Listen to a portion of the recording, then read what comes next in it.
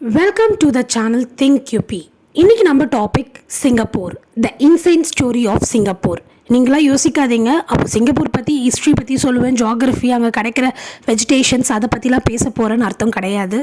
அதெல்லாம் எதுவுமே இல்லைங்க. இன்றைக்கி நம்ம பார்க்க போகிறது சிங்கப்பூரோட டெவலப்மெண்ட் பற்றி. லைக் இந்தியாவுக்கும் சிங்கப்பூருக்கும் என்ன டிஃப்ரென்ஸ். சிங்கப்பூரோட இண்டிபெண்டன்ஸ் எப்போ அவங்க கிடச்சதுன்னா August 9, 1965 அவங்களுக்கு இண்டிபெண்டன்ஸ் கிடச்சிது சிங்கப்பூருக்கு.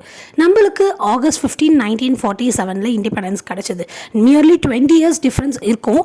பட் அவங்க இப்போது நம்ம இந்தியா கூட ரீச் பண்ணாத முடியாத அளவுக்கு எப்படி இவ்வளோ டெவலப்மெண்ட் ஆனாங்க, அதை பற்றி தான் நம்ம பார்க்க போகிறோம். டில் நவ் நம்ம இண்டிபெண்டன்ஸ் டே வந்து செலப்ரேஷன் 76th நம்ம செலப்ரேட் பண்ணிகிட்ருக்கோம்.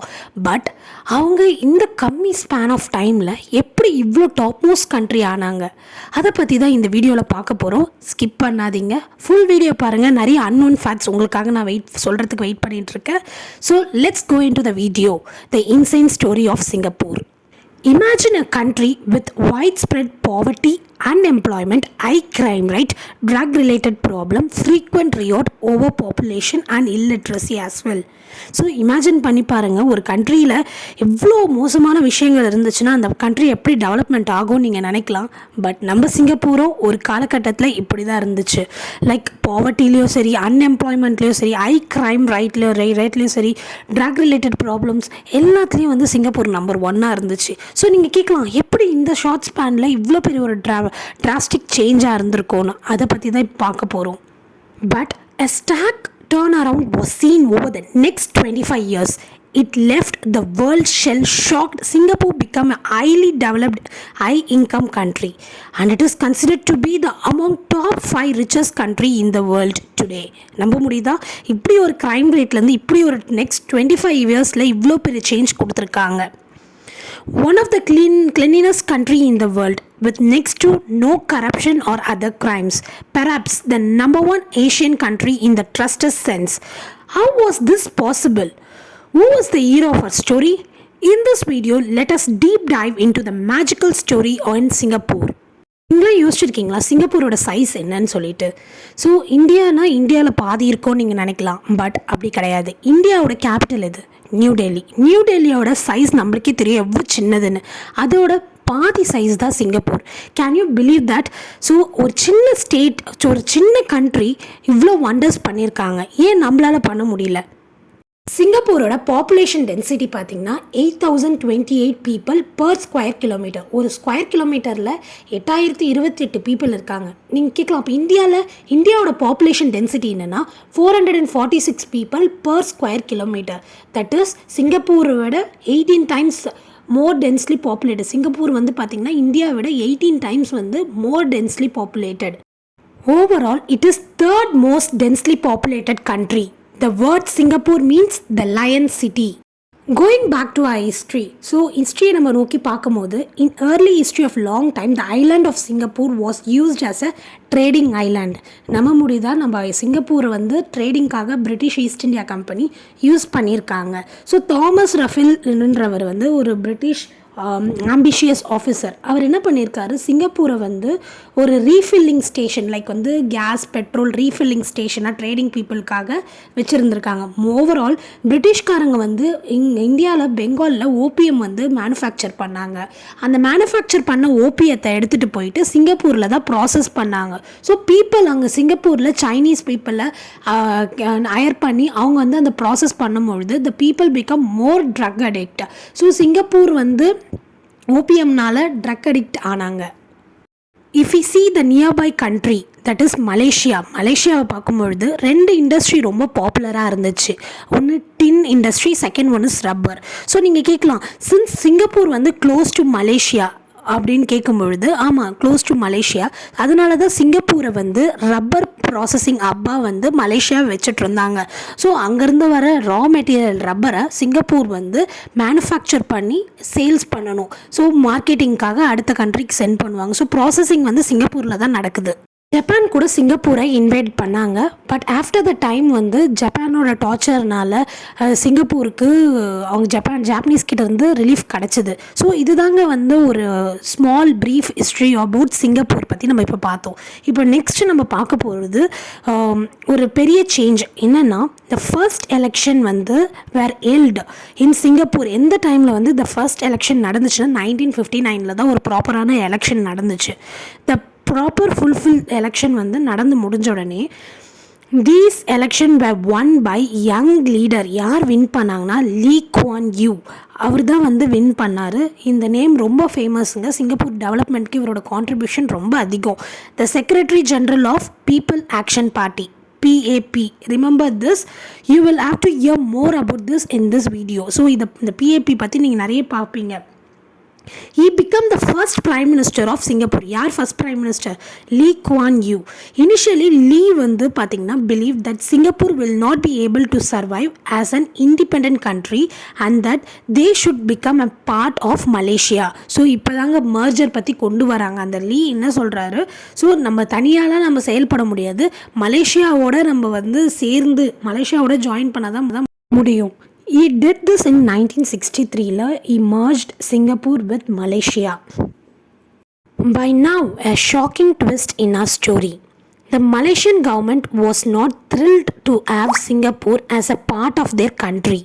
The biggest reason for this was in 1964 Malaysian election has happened. So வந்து PAP decided to contest the election. So நம்ம PAP வந்து டிசைட் பண்ணாங்க, நம்மளும் எலெக்ஷனில் நிற்போம், மலேசியாவும் சிங்கப்பூரும் ஜாயின் ஆன பிறகு நம்ம வந்து எலெக்ஷனில் நிற்போம்னு சொல்லிட்டு நிற்கிறாரு அந்த Lee. The Malaysian politicians did not like. So இவங்க நிற்கிறது வந்து அவங்க விரும்பலை. ஸோ ஃப்ரம் சிங்கப்பூர்லேருந்து நேஷ்னல் எலெக்ஷன் இன் மலேசியாவில் நிற்கிறது வந்து மலேசியன் பீப்புளுக்கு பிடிக்கல. ஸோ அப்போ தான் லீ யோசிக்கிறாரு. On the other hand, the people living in Singapore were not happy with this merger. So Singapore peopleக்கு இது பிடிக்கல because of the agreement that 40% of Singapore's revenue was to be paid to Malaysian central government. So 40% revenue வந்து Malaysian governmentக்கு pay பண்ணணும். So peopleக்கு பிடிக்கல.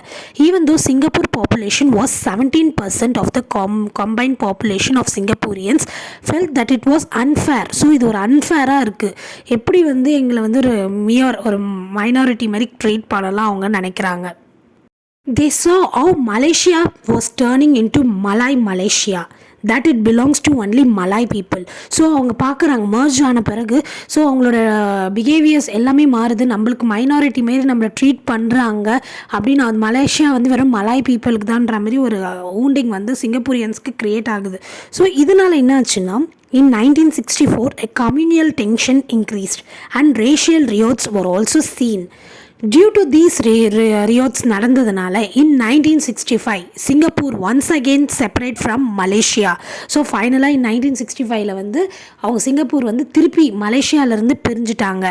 And be an independent country, the Republic of Singapore. By this point, there was some remnant of British control over the Singapore. So வந்து அவங்க பிரிஞ்சு வந்துட்ட பிறகு அவங்க independent republic of Singapore ஆகிட்டாங்க. இப்போ வந்து பிரிட்டிஷோட கண்ட்ரோல் சிங்கப்பூரில் இருக்குது. இன் 1967 the British announced that they would withdraw their troops from Singapore. So நம்ம பிரிட்டிஷ் போகிறாங்கன்னா அது ஒரு சந்தோஷமான விஷயம் தான் நம்மளாம் நினைப்போம் as N Indians. But Singaporeans வந்து ஒரு கவலைப்பட்டாங்க. ஏன்னா but Singaporean government and citizen, this was problematic. ஏன் ப்ராப்ளம்னா, British contribute was significant in running Singapore as an independent nation. Independent நேஷனாக ரன் பண்ணுறதுக்கு அவங்க வந்து என்ன சொல்கிறதுனா நிறைய வேலை வாய்ப்பு கொடுத்தாங்க. பிரிட்டிஷர்ஸ் வந்து சிங்கப்பூரியன்ஸ்க்கு வந்து நிறைய வேலை வாய்ப்பு கொடுத்தாங்க. அது மட்டும் இல்லாமல் டிஃபென்ஸ் ப்ரொவைட் பண்ணாங்க. ஏன்னா சிங்கப்பூர் டஸ் நாட் ஹேவ், அவங்கக்கிட்ட ஓன் ஆர்மி கிடையாது, டிஃபென்ஸ் ஃபோர்ஸ் கிடையாது. பட் இதெல்லாம் வந்து ப்ரொவைட் பண்ணது Britishers. So if Britishers left they would have been and defenceless.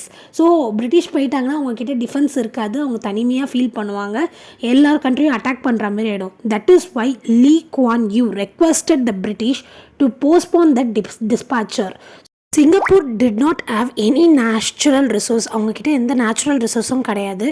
how could this country be taken to the path of development? நீங்களாம் யோசிச்சிருக்கீங்களா? Natural resource கிடையாது, எந்த ஒரு டெவலப்மெண்ட் இல்லை, ஓபியம் அடிக்ட்ஸ் இருந்தாங்க, ப்ராஸ்டியூஷன் நடந்தது, லைக் நிறைய கெட்ட கெட்ட விஷயங்கள் நிறைய நடந்திருந்தாலும் அவங்க வந்து எப்படி இதுமாரி ஒரு கண்ட்ரி எப்படி டெவலப்மெண்ட்டுக்கான நோக்கி போனாங்க?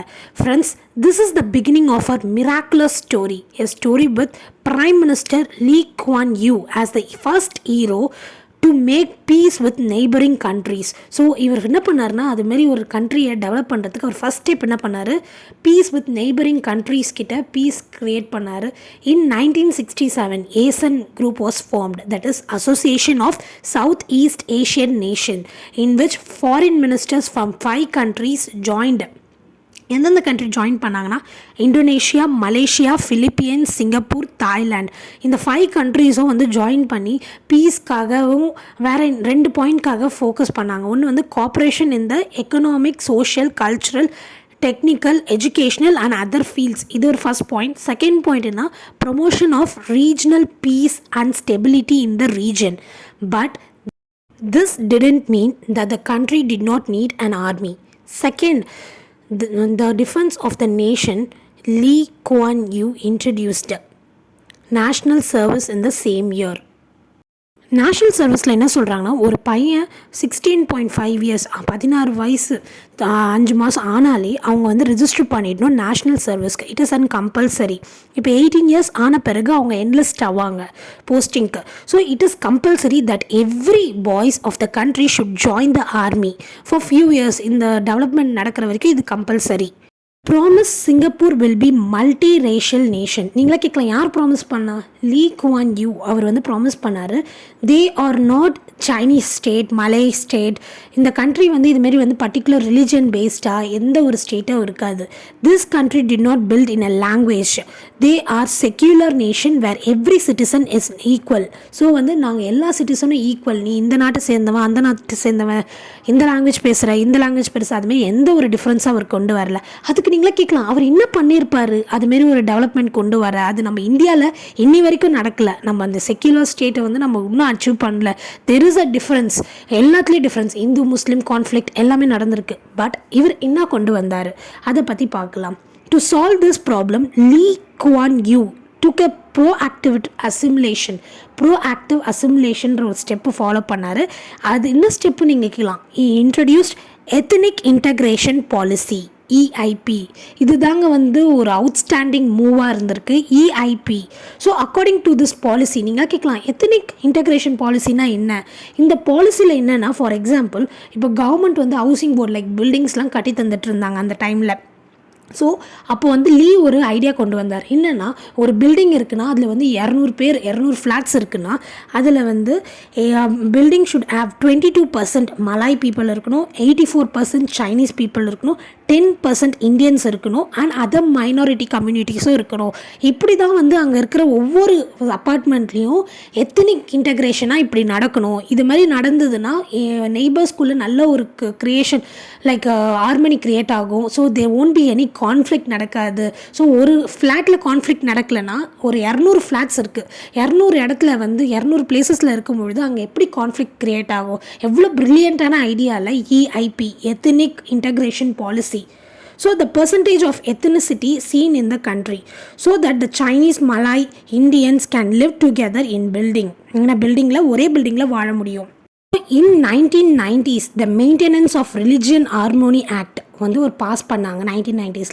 Under this act, Singapore created a presidential council for religious harmony. That is, 2/3 members are representative of major religion. This work whether அவங்க ஒர்க் என்னென்னா, இதுமாரி வந்து மேஜர் ரிலிஜனில் இருக்கவங்க எல்லோரும் ஹார்மோனியாக இருக்கிறாங்களா, ஒழுங்காக வந்து இல்லை லைக் விட்டு கொடுத்து போகிறாங்களா, அதை செக் பண்ணுறதுக்கு தான் இந்த கவுன்சிலோட வேலை.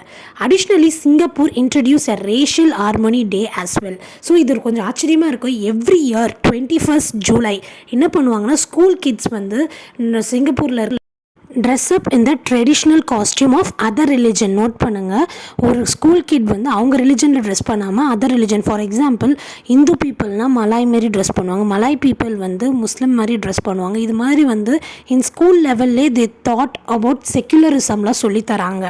The small steps are very effective of our country can learn lot from them. So நம்ம கண்ட்ரி வந்து இதுமாரி சின்ன சின்ன ஸ்டெப்பை வச்சு நிறைய கற்றுக்கலாம் அவங்க கண்ட்ரி கிட்டேருந்து. The next point that Lee Kuan Yew put across ensure that the country is cleanliness. அவரோட அடுத்த ஸ்டெப் என்ன? ஒன்று இஐபி எத்தனிக் இன்டகிரேஷன் பாலிசி கொண்டு வந்தார், அடுத்தது வந்து ஸ்கூலில் செக்யூலரிசம் பற்றி கொண்டு வந்தார், தேர்ட் பாயிண்ட் என்னென்னா லைக் வந்து ரிலிஜன் பாலிசி ஒன்று கொண்டு வந்தார். இப்போ அவர் வந்து நெக்ஸ்ட் ஸ்டெப் வந்து கிளென்லினஸில் போயிருக்காரு. இன் திஸ் ஒப்பீனியன், அவரோட ஒப்பீனியன் என்னென்னா cleanliness is the hallmark of civilisation. அவர் ஒரு கேம்பெயின் லான்ச் பண்ணார் in 1968 keep Singapore clean. So இதை பார்த்து தான் நம்ம இன்ஸ்பயர் ஆகி ஸ்வச் பாரத் கொண்டு வந்தோமான்னு தெரியல, பட் ஸ்டில் அவங்க வந்து கீப் சிங்கப்பூர் க்ளீன் சொல்லிட்டு ஒரு பெரிய ஒரு கான்க்ரீட் கேம்பெயின் வந்து கொண்டு வந்தாங்க. பப்ளிக் வேஸ்ட், இங்கே என்னென்னா public waste collector were licensed by national environment agency. National environment agency வந்து அவங்களுக்கு லைசன்ஸ் கொடுத்துருக்கணும். செகண்ட் ஒன் என்னென்னா each public housing estate at blue recycle bins வந்து வச்சுருப்பாங்க ஃப்ளாட்ஸ்க்கு வெளியில். Many public toilets are created and special ப்ரோக்ராமும் லான்ச் பண்ணாங்க to make that toilet clean, such as happy toilet programme were run kept clean. இது வந்து இதுமாரி கொண்டு வந்ததுனால ப்ரோக்ராம்ஸ் டாய்லெட்ஸ் க்ளீனாக இருந்தது, சுற்றுச்சூழல் எல்லாமே சூப்பராக இருந்தது. In 1992 chewing gum was banned in Singapore. யோசிச்சு பாருங்கள், இங்கே நம்ம chewing gumலாம் யூஸ் பண்ணி அங்கங்கே த்ரோ பண்ணுறோம், அது மற்றவங்களுக்கு எவ்வளோ பேர்டனாக இருந்திருக்கு. பட் 1992 chewing gum பேன் பண்ணிட்டாங்க. Major laws were enacted like fines for spitting, littering and ஸ்மோக்கிங்க்கு. நீங்கள் ஃபஸ்ட் டைம் தப்பு பண்ணுறீங்கன்னா $1000 பே பண்ணணும், செகண்ட் டைம்னா $2000, தேர்ட் டைம்னா $5000. ஸோ நீங்கள் எத்தனை வாட்டி அந்த தப்பை ரிப்பீட் பண்ணிங்களோ உங்களோட டாலர்ஸ் இன்க்ரீஸ் ஆகிட்டே போகும். அதனாலேயே சிட்டிசன்ஸ் பயந்து தப்பு பண்ணுறது கிடையாது. So Singapore become the cleanliest nation, super clean நேஷனாக மாறிடுச்சு. Singapore had slums all over the place. What could they have do about it? நீங்களாம் யோசிச்சிருக்கலாம், சிங்கப்பூர்னால் ஒரு காலத்தில் ஸ்லம்ஸ்லாம் நிறைய இருந்தது, அதுக்கு என்ன பண்ணாங்கன்னு. More then 26,000 families were relocated from slum, high buildings and public housings were developed. So 26,000 குடும்பத்தை அங்கேருந்து ரீலொகேட் பண்ணாங்க, பெரிய பெரிய பில்டிங்ஸில் வந்து வச்சாங்க. நம்ம நாட்டில் வந்து பண்ணுற மாரி தான் நீங்களும் நினைக்கலாம், பட் இங்கே தான் ஒரு டிஃப்ரெண்ட் இருக்குது. நம்ம நாட்டில் பில்டிங் கட்டி கொடுத்துருவாங்க, அதுக்கப்புறம் விட்டுருவாங்க. இங்கே வந்து free gas, electricity, water for free public housing. இதுமாரி ஸ்லம்லேருந்து ரீலொகேட் ஆகிறவங்களுக்கு ஃப்ரீ கேஸ், எலக்ட்ரிசிட்டி, வாட்டர்லாம் ஃப்ரீங்க. நம்ம முதல்வன் படத்தில் பார்த்துருப்போம், நம்மளுக்கு வந்து ஸ்லம்மில் அலோகேட் ஆகிருக்கும் ஹவுசிங் போர்டில், பட் வந்து அங்கே வந்து ப்ராப்பராக மெயின் அத்தியாவசியம் இதுமாரிலாம் இல்லாததுனால என்ன பண்ணியிருப்பாங்க, அங்கே வாடகை விட்டு திருப்பி எல்லோரும் ஸ்லம்முக்கு போயிடுவாங்க. ஸோ ஏன் அத்தியாவசியம் வந்து பூர்த்தி ஆகலை. ஃபார் எக்ஸாம்பிள் நம்மளோட கேஸோட விலை லாஸ்ட் மந்த்துக்கு வரைக்கும் எப்படி இருந்தது, 1100 மேலே இருந்துச்சு. பட் இதுமாரிலாம் இருந்துச்சுன்னா எப்படி ஒரு ஸ்லம்மில் இருக்க பீப்புளால் அஃபோர்ட் பண்ண முடியும்? பட் சிங்கப்பூரோட ஃபார் ஐடியா லைக் வந்து விஷன் நல்லா இருந்ததுனால அவங்க அப்பயே யோசிச்சிருக்காங்க, ஃப்ரீ கேஸ், எலக்ட்ரிசிட்டி, வாட்டர் கொடுத்ததுனால பீப்புள் யாருமே வந்து திருப்பி ஸ்லம்முக்கு வந்து போக விரும்பலை, யாருமே விரும்ப மாட்டாங்க அன்டில் தென் பேசிக் நீட்ஸ் பூர்த்தி ஆகிற வரைக்கும். ஸோ இதுமாரி பண்ணாங்க.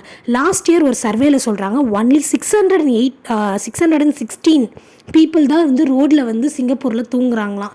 அது வந்து கம்மியாக இருக்குது, இன்னும் கம்மியாக இருக்குதுன்னு சொல்லிட்டு இந்த வாட்டி சொல்லியிருக்காங்க. லைக் 200 பீப்புள் கிட்ட குறைஞ்சிருக்காங்க 600லேருந்து. பாருங்கள், நம்ம இந்தியா இவ்வளோ பெரிய கண்ட்ரி, எத்தனை பேர் ரோட்டில் தூங்கிட்டு இருக்கோம், நம்மளுக்குலாம் வந்து லேக்ஸ் க்ரோவில் போயிட்டுருக்கோம். சிங்கப்பூரில் ஹெல்த் எப்படி இருந்திருக்கும்? Ministry of health in Singapore என்ன பண்ணியிருக்காங்க, கவர்மெண்ட் ஹாஸ்பிட்டலில் நல்லா எக்யூப் பண்ணி வச்சுருந்தாங்க. ப்ரைவேட் தான் வந்து விலை அதிகம் when compare to government. So என்னென்னா they have innovative steps like MediSave, MediShield, MediFund. நம்ம நாட்டில் வெறும் ஒரே இன்சூரன்ஸ் தான், ஒன்று வந்து மோடி இன்சூரன்ஸ், அவரோட இன்சூரன்ஸாக இருக்கும், இல்லைனா வந்து கலைஞர் காப்பீடு திட்டமாக இருக்கும். ஸோ இந்த ரெண்டு தான் வந்து நம்ம கேள்விப்பட்டிருப்போம். இங்கே பாருங்கள், மெடிசேஃப், மெடிஷீல்டு, மெடி ஃபண்டுன்னு சொல்லிட்டு இன்னொரு மெயின் பாயிண்ட் என்னென்னா Singapore citizens as the highest saving rate when compared to other country. நம்ம வந்து சேவிங் பண்ணுறதே ரொம்ப கஷ்டம் இந்த காலத்தில் விலைவாசி இல்லை. பட் சிங்கப்பூர் சிட்டிசன் தான் வந்து நல்லா சேவ் பண்ணுறாங்க when compared to other country. ஏன் அங்கே டேக்ஸ் ரேட் கம்மி, லைக் 2 to 24%. இன்னொரு விஷயம் என்னென்னா கவர்மெண்ட் வந்து எப்படி நீங்களாம் கேட்கலாம், எப்படி இவ்வளோ மணி டேக்ஸும் கம்மியாக இருக்குது, இவ்வளோ லக்ஸுரியஸாக இருக்காங்க, எப்படி கவர்மெண்ட்டுக்கு காசு போகுது அப்படின்னு கேட்டிங்கன்னா டெமாஸ்க் TEMASCK அப்படின்னு சொல்லிட்டு கவர்மெண்ட் ஓல் பண்ணியிருக்காங்க. இது ஒரு company. So most of the company வந்து சிங்கப்பூரில் பார்த்திங்கன்னா கவர்மெண்ட் ஓன்டு கம்பெனியாக தான் இருக்கும். நம்ம இந்தியாவில் நம்ம prime minister honourable prime minister மோடிஜி என்ன சொல்லியிருப்பாருன்னா government has no business to be in பிஸ்னஸ்ன்னு சொல்லியிருப்பார். ஸோ நம்ம வந்து லைக் இந்தியன் ஏர்லைன்ஸை ப்ரைவேட்டைசேஷன் பண்ணியாச்சு, ரட்டன் டாட்டா அவர் வாங்கிட்டார். லைக் நெக்ஸ்ட்டு வந்து LIC ப்ரைவேட்டைசேஷன் பண்ணியாச்சு, நம்ம பாரத் பெட்ரோலியம் எல்லாமே ப்ரைவேட்டைசேஷன் பண்ணிட்டு போகிறோம். பட் சிங்கப்பூர் எல்லாமே அவங்க கண்ட்ரோலில் தான். Singapore focus on sustainability and fiscal discipline. So இவங்க என்டட் பண்ணாங்க ரெட் டேப்பிசம், அங்கே டெரரிசம் அது மாதிரிலாம் எந்த ஒரு இதுவும் கிடையாது. அது மட்டும் இல்லாமல் fired lazy and corrupted workers, invested in international business. So இதுமாரி ஃபோக்கஸ் பண்ணதுனால தான் அதோட டெவலப்மெண்ட் இன்னும் இன்க்ரீஸ் ஆயிடுச்சு. Singapore maintain high score in transparency international corruption perception index in 2021. So Singapore தான் 4th இருக்குது அவுட் ஆஃப் 180 கண்ட்ரியில் ஃபார் லீஸ்ட் கரப்ஷனுக்கு. இன்க்ரீஸ் சேல்ரி எப்படி அது அச்சீவ் பண்ணாங்கன்னா increase salary of government employees. கரண்ட்டாக வந்து PM of Singapore Lee Hsien கோங், அவர் வந்து சன் ஆஃப் லீ குவான் யூவோட சன்னு. அவர் வந்து highest paid when compared to Joe Biden. யாராக இருந்தாலும் எந்த பிரைம் மினிஸ்டருக்கு தான் ஹையஸ்ட் பெய்ட் சேல்ரி.